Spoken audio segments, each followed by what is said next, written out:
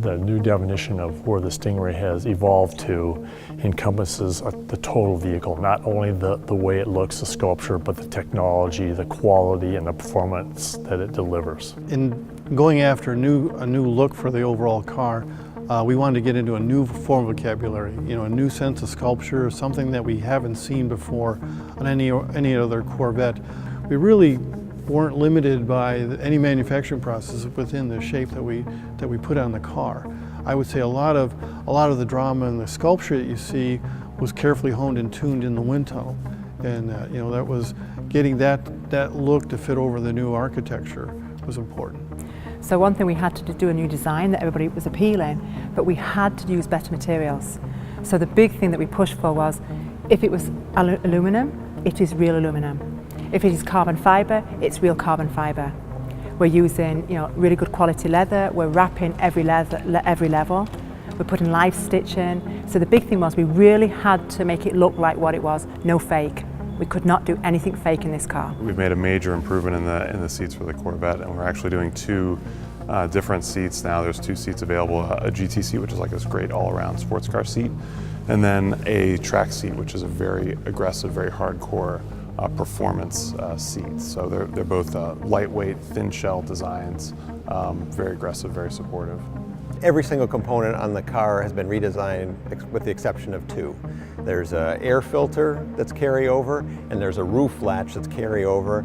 And actually, to tell the truth, we're thinking of redesigning the roof latch now, at least a little bit, and so that would be new as well. So essentially every component, and as you can see when you look at the body structure, there's not a single part, a single tool used in making the structure that's carried over from today's car.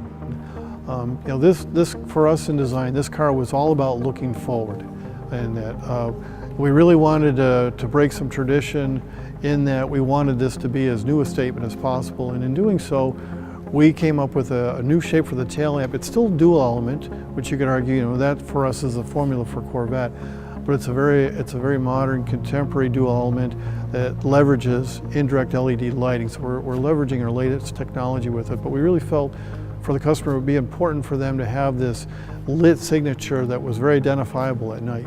My studio and the Colour and Trim studio worked very closely together to make sure that we picked the best materials. And some of them are just for the Corvette, we're not using them anywhere else as well. That was another goal that we really pushed and I pushed for, that we had exclusive things for the Corvette. There's nothing worse than buying it and spending a lot of money on a Corvette and then you see it in something else. Even though it looks great in that vehicle, you want to feel that you're getting what you paid for. That every car is designed and you've chosen it for you. That was very important. When we set out to design the C7, we really didn't see it as fixing the C6. We really saw this as being a transformational opportunity for the car to really do something new and something different, really push the boundaries and do what a modern Corvette needs to be. So the design is very bold, very exciting. The materials and the quality are top-notch. Everything is hand-sewn, cut and sew wrapped. The technology is there, reconfigurable displays, lots of color and trim variations available so that people can really tailor the car to them. Authentic materials, real carbon fiber, real aluminum. There's nothing fake, nothing false. Everything's very authentic. It was always intended to be a major redesign. It did evolve from an evolutionary redesign, starting with today's aluminum frame and modifying that lightly, to saying, you know what, we're not going to band-aid our way from the aluminum frame that we use today to one that's truly modern and optimizes the property of aluminum. At one point in the program we said, nope, this is not going to work. We're going to need a clean sheet of paper, we need all new processes, we need to unshackle ourselves from any constraints from the current car, and that's why we have the frame that we have today.